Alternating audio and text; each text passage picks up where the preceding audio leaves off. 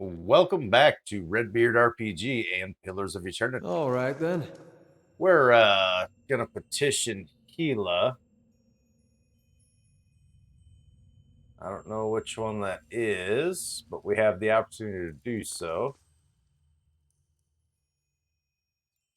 Fareth.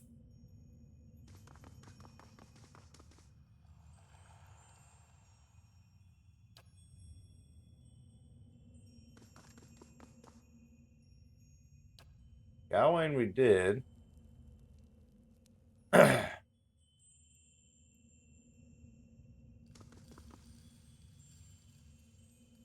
um Quest made that sound like that was an option. Oh, it's right next to me. Let's try that.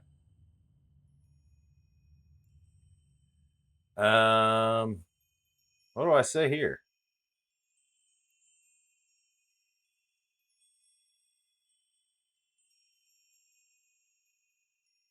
All things can be reforged. Words seem to fade as if they were cast in a vast emptiness, and the ground starts to tremble beneath your feet.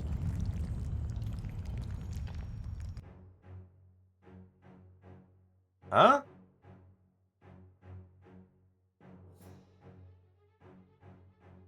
Okay, I guess we're in a fight because I said the wrong thing. Zawa is ready. Following your lead. Actually, Yes? kind of go there. Yes? Go there. Huh? Let's try Yes. that. What?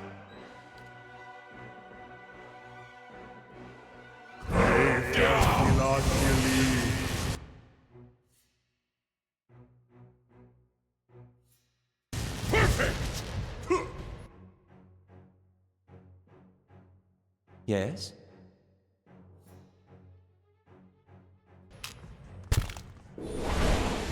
That's it!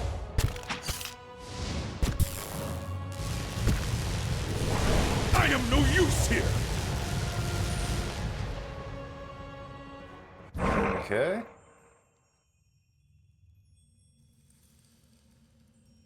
So then, what am I supposed to say? Oh, here we go.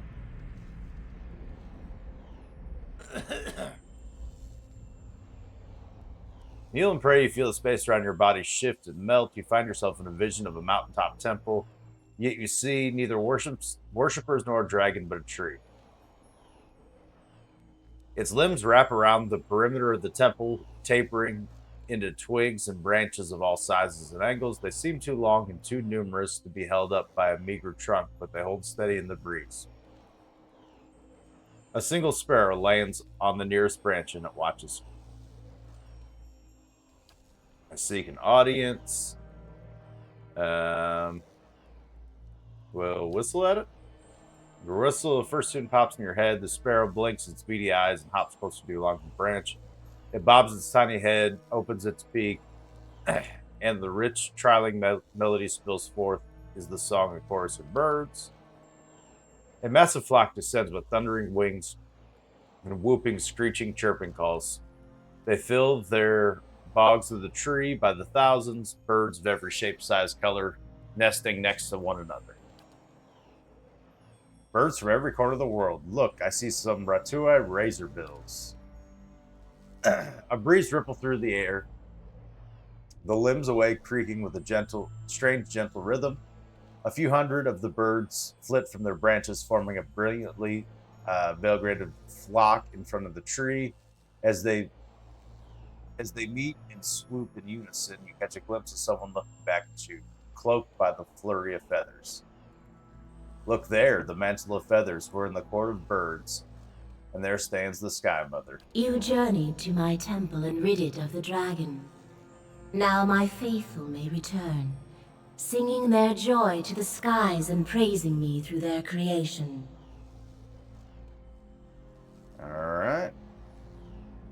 Life is, life is creation and celebration. I'm glad to have served you in this. The breeze blows through the tree. A dove tucks its head into its feathers and watches. Glad because you seek to protect life, or because you seek a patron. And yet you have proven yourself with this task. I would tell you of another. I already know that Theos ex Akanan has gone to Sun and Shadow to strengthen Wodoka with thousands of souls. The birds return to the tree and nestle amongst their peers. The breeze ripples through the branches again, carrying the goddess's voice. Then you have earned the favor of another. But stopping Theos will not heal the Deerwood. You must guide the trapped souls back to the bodies they were stolen from. Hollow-born children whose eyes have never seen the sun. Okay. You restore them, give them their families hymns of joy after years of latent. Peace and restoration give purpose to suffering. There is no meaning, no redemption in the pain that does not lead to fulfillment. Symmetry demands that great rejoicing follow suffering such as this.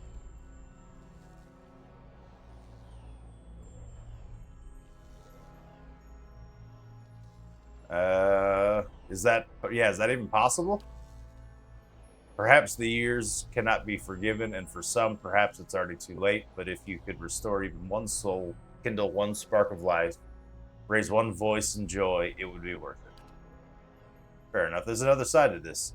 You've seen the consequences of a soul disjointed from its own cycle. Could these children ever truly return? You think it might be best to let these souls find new lives? How can they continue to another when they've not fully lived their life? To pass them along to another now is cutting a stanza from a poem, a verse from a song. Okay. When you reach the burial isle, you will find souls there that I have granted reprieve for their sins. I give these to you, for only they can bear you to safety on your journey down. And when you face Theos and the rotting fruits of his endeavors, remember the conversation we have had. In that moment, you will have power rivaling a god's. And after it, you will live in the world that you have chosen. All right. Choose Restoration, Watcher. Return the souls to the bodies they were stolen from. Swear to me that you will do this, and I shall give you power to make even Woodaka quake.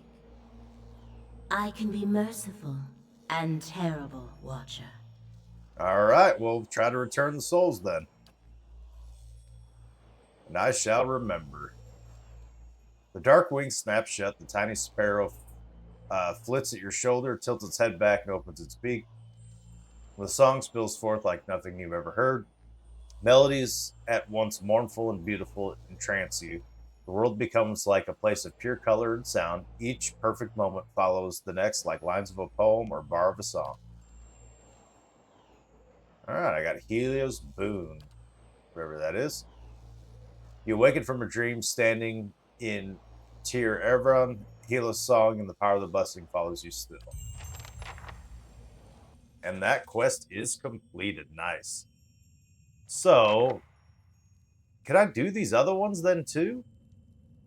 I thought I had to like pick one.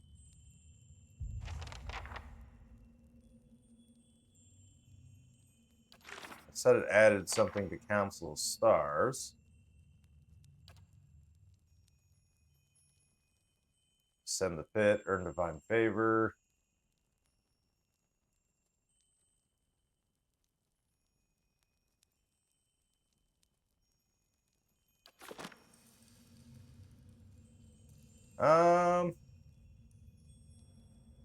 Because it looks like we got like 4 options. We'll leave it alone. Let's see. All things can be reforged. Oh, I bet each one of those lines is relative to what they're the god of. I bet that's what the deal is. Eh? All right.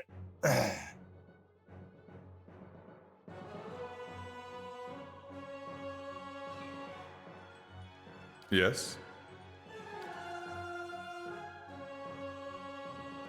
Yes?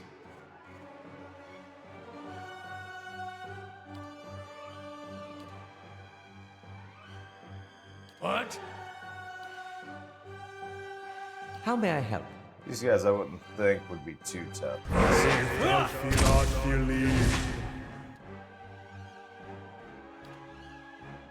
Because I would just one-shot that guy.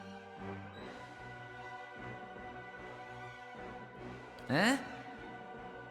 How may I help?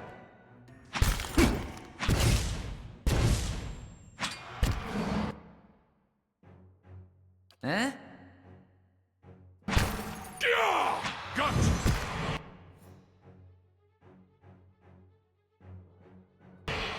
That's not very helpful.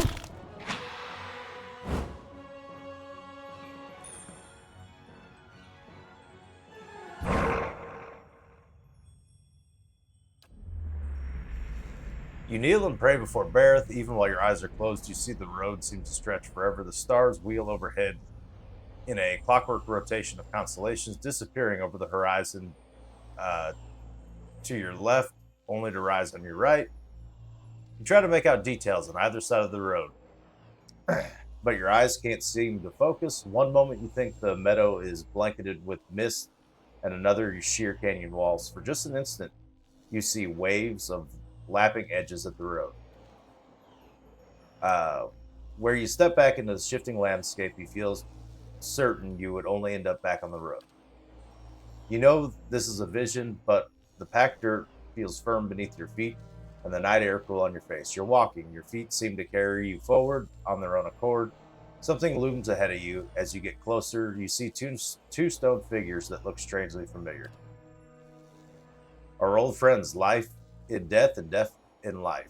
Where in the realm of the twin god, here are two aspects.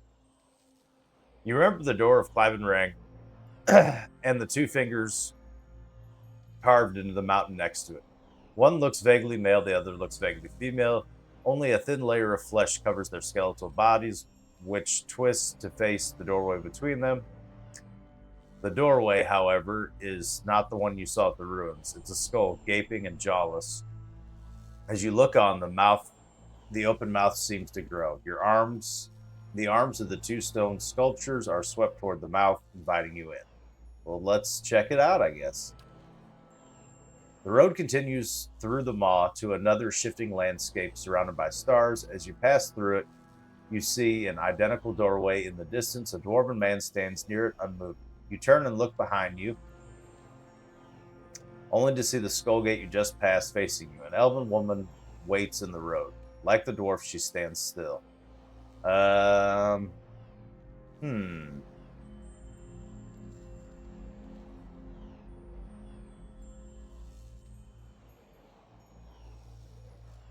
guess the dwarven man, because if we go to the elven woman, aren't we just going right back outside? You continue down the road toward him. He looks up at you as you approach, but you can't tell if he's looking at you or through you. His face is smooth but flaccid as the flesh has detached from the muscles underneath. As you look at him, his face begins to change. Wrinkles crack at the corners of his eyes. His mouth sinks, carving deep lines from his nose to the corners of his lips. His jowls sag. The loose flesh hangs like dough. He raises his cupped hands.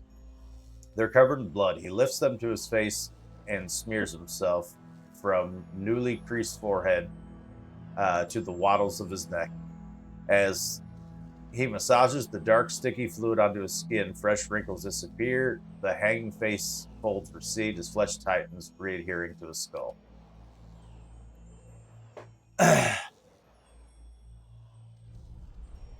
He lifts his head. This time, you know he's looking at you. He renewed his face like a mask, artificially smooth and still. Behind it, his black eyes are two hungry pits yawning like the empty mouths of skulls. Come to make your sacrifice to the Illic? No.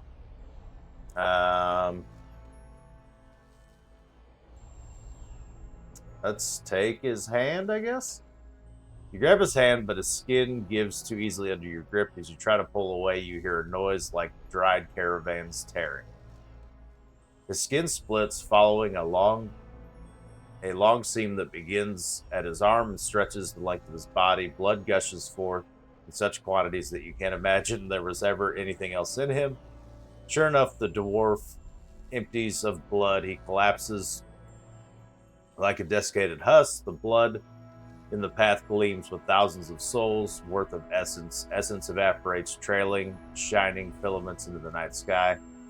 Only now that he is dead, you can continue onward. The blood pools around your feet, and you look up to see the elven woman waiting further down the road. All right. You start towards her.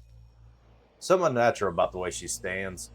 When you get closer, you see that her legs taper into a slender trunk, and in place of her feet are gnarled, twisting roots. She lifts her face to an invisible sun. Her long golden hair is the color of autumn leaves, and you look more closely. You realize her head is actually covered in tendrils and vines sprouting brilliantly yellow leaves. Each glimmers with the essence of an entire soul. She gives you a beautiful smile. As you look on, the leaves slowly fall from her head and settle at her roots. They melt into the path beneath her, and almost immediately new leaves sprout in place of the old. She reaches out towards you, still smiling as the roots spring from her fingertips. Her outstretched arms bar the path. Come on, graft your soul to the golden grove. I guess we'll take her hand. Her roots twine around your fingers. As they do, they grow rigid and cold. Her outstretched arm petrifies, and as rough stone bark overtakes her flesh, she can only look on in horror. You break away from her brittle grasp. Her feet are rooted in place, but she twists and writhes as if trying to flee her own dying limb. The petrification reaches her shoulder and spreads down her body, freezing it in a painful arc. It creeps up her neck, and she throws her face skyward like a drowning swimmer. The grayness covers her face, freezing her grasp in stone. Now that she is still and lifeless, you can continue past her. Only the golden leaves on her head remain untouched. You watch as they fall one by one on the path below. They shrivel up, shimmering essence fades from them. A voice echoes along the road, barely more than a whisper on the breeze. Return them to the wheel.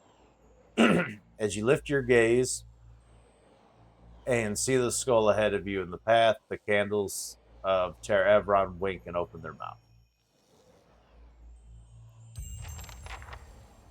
All right, so we got a new quest out of that one. All right, we got a lot more to do than I thought we did. So we should be able to get a quest out of this one then, too. From Remigard. I don't remember what he is. Is he the blacksmith? Probably not. I think it's going to be reforged. No, that's... Alright, just some rain blights. Easy peasy.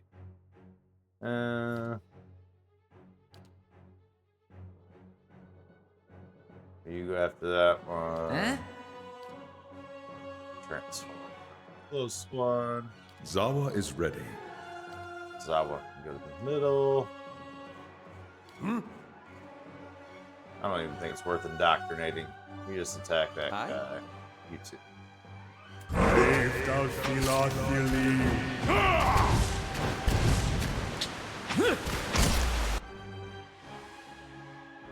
Following your lead.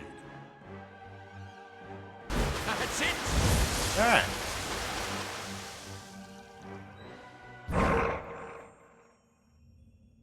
I don't know if we can do the quest for all of them.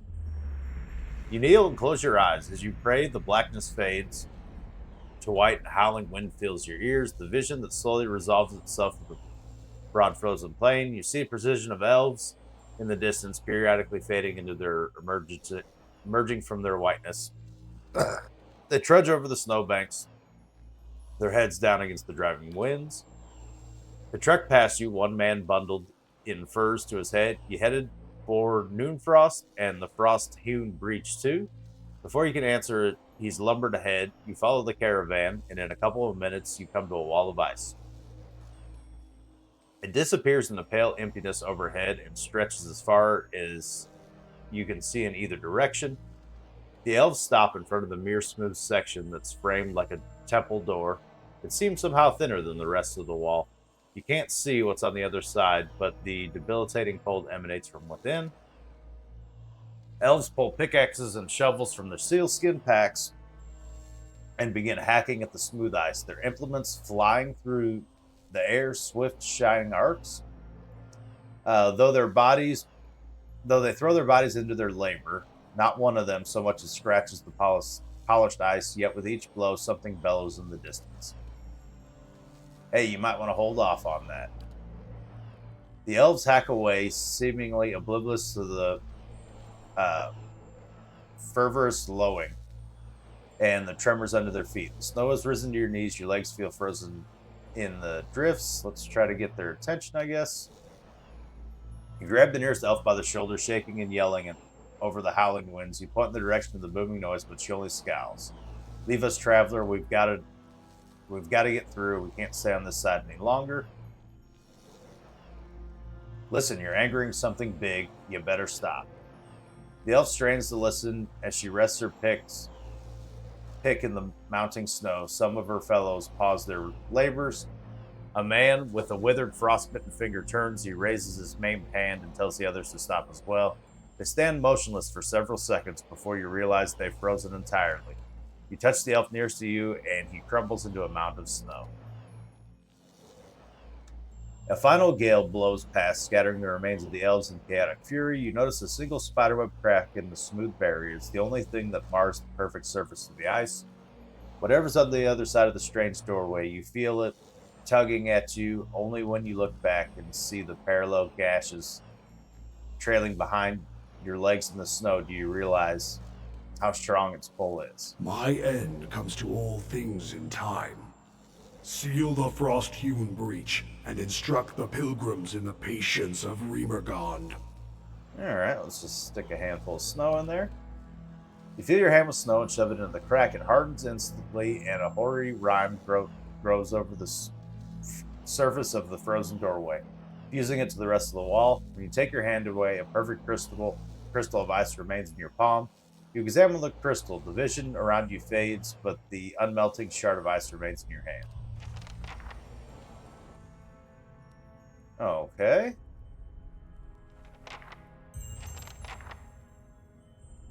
Okay, so we got some new quests out of that. Let's check this stuff out real quick. More to do. Into the White Void. Find Noonfrost in Twin Elms.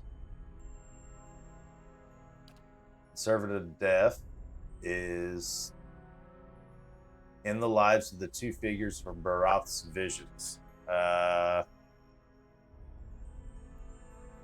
Okay. How do I do that? Interesting.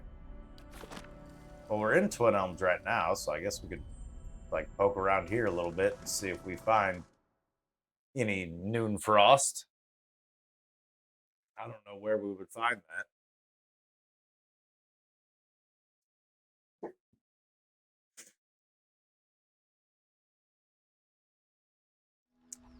There is...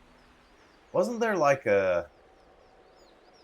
As Blood Moss Cave? So yeah, there was like this whole area and it didn't do anything. Like I couldn't talk to anybody. I couldn't get any quest items. Like maybe this has something to do with it? Or one of the things?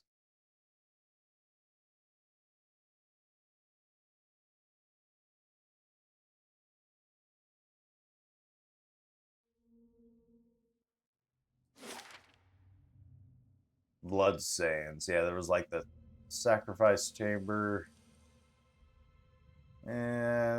This might not be it. The stone something or other here. Let's at least take a look at this.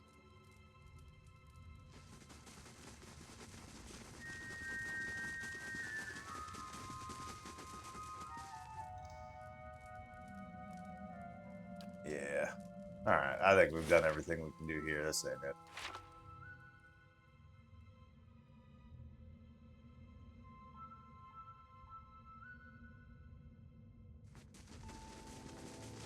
Let's try to think. Where in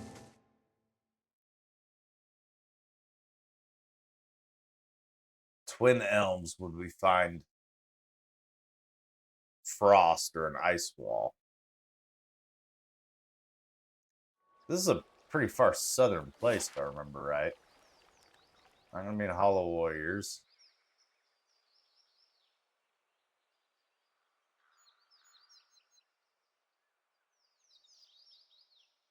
I don't think it's, well, I mean, we could check the Garden Grove. I might have like the tree monsters or something. Hearthstrong Diffic, Deathlight Home. I don't think it's gonna be here. Maybe an old song for that one. Let's check the Garden Grove real quick and see if this has anything to do with anything.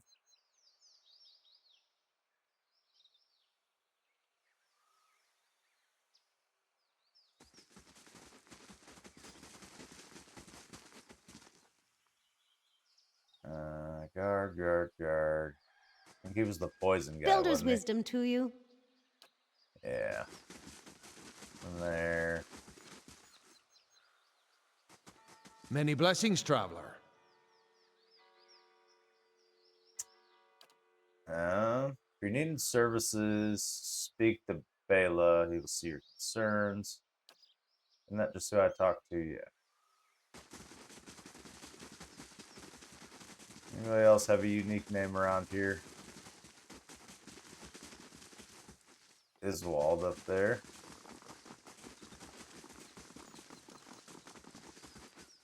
Hail, Estramor. Alright. This doesn't seem like it's right. I guess. I don't know. It's back this way. Is this just an exit?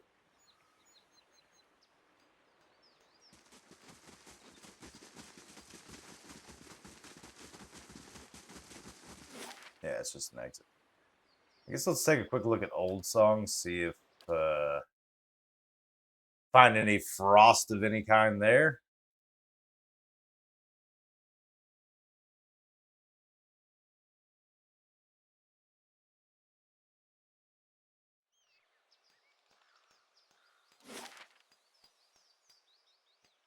Oh, it's probably this thing that's called Noonfrost, which is where it said I needed to go. Okay, so this is a whole nother building I've never even been into. I must have overlooked this. I don't remember this at all. I do not care for the cold. It numbs sensations that should be sharp. It kind of looks like we should rest first, though. Is there an inn here in town? Waynesmar, Hearthstrong.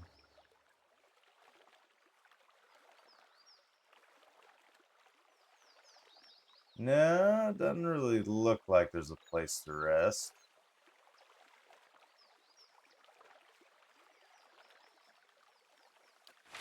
I'm sure we can get more camping supplies. This is just, camping's not allowed in this area. Excellent, excellent.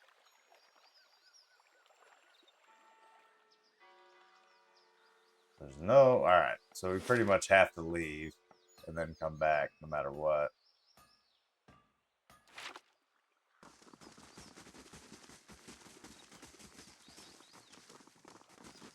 We definitely need to rest, so might as well go all the way back to Cadenua. Rest for free and then go all the way back. And I think it's probably wise to end the episode here. Not a whole lot more we can do. Needs is another foreign colony. But thank you all so very much for watching, and have a good one.